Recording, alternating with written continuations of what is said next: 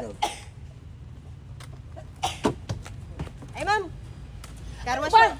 Car wash. Lumayo ka sa kotse ko! Ma'am, teka lang po. Huwag po kayong magalit. Relax lang po. Pinupunasan na po yung kotse mo. Anong relax? Paano mo pupunasan yan? Ikaw nga, hindi ka nga makaligo-ligo. Na ano naman yun. Hindi yung fan mo, ganun yung ano yun. okay. Sobrang init kasi.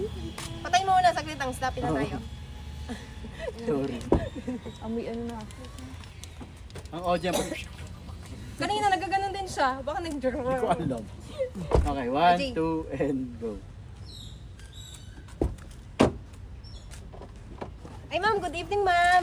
Car wash po. Linis. Ay, ay. Lumayo ka sa kotse ko! Lumayo ka! Ma'am, relax lang po kayo. Pinupunasan lang po tong kotse nyo para mas lalong kumintab katulad nyo.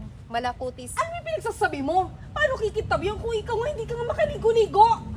Pasensya na po, ma'am. Talagang kinapos lang po talaga ako sa buhay. Pero marunong po ako maglinis. Lumayo ka sinabi, di ba? Anong gusto mo? Ipapagbog kita sa mga kasama ko? Teka nga. Anong gusto mo?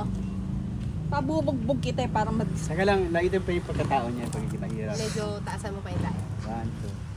Teka lang, alam mo, Teka lang. Alam- Sorry. 1, 2, and alam mo bago kita ipagbugbog, para maintindihan mo na yung mga katulad mo na mga walang pagkain, na mga patay gutom, hindi dapat dumidikit sa aming mga yayaman.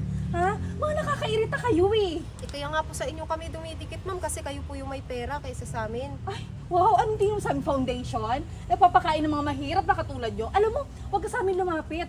Obligasyon ka ng magulang mo. Ay, tama, yung magulang mo, wala rin kwenta katulad mo. Kaya hindi kayo mapakain. Ma'am, masyado ka naman po.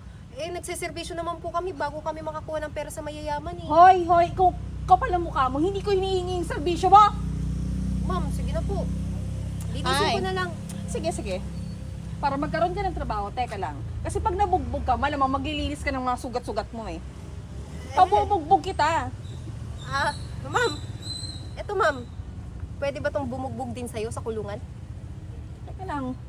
Oh. Talikod. Ano? lang. Bulag ka? Malabo mata mo? Hindi, ano na may ikakaso mo sa akin? Talikod. Kakapkapan kita. Tumalikod ka sabi eh. Talikod. Eh, ba't mo naman ako kakapkapan? Ano ba? Kinigigil mo talaga ako. Talikod. Talikod. Teka lang. Oh. Ito. Ito yung mga pruweba na pwede kong gamitin laban sa'yo. At sino maniniwala sa'yo yan? Anong tingin mo dyan sa mga tao? Mga bobo katulad mo? Ikaw yung bobo. Huy, pulis nga ako, di ba? Kaya ako matalino. At itong lahat ng perang to, ayun, direct mark. Mark money to. Okay. At lahat ng perang to, mark money to. Ito, di ba, yung pera na kinolekta ng peking pulis na inutusan mo. Hoy, kayo talagang mga sindikato kayo. Ito lang yung alam nyo, di ba?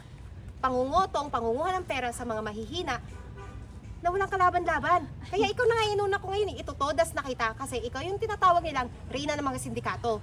Kaya ikaw, mabubulok ka muna sa kulungan. Ma'am, hindi naman po ako yung nagkakamali lang kayo eh. Ako magkakamali. Sa pula ng buhok mo? Ha? O, ngayon, kumalikod ka, kasama ka sa akin, sa ayot sa gusto mo. Sa presinto ka na, ha? Tara na!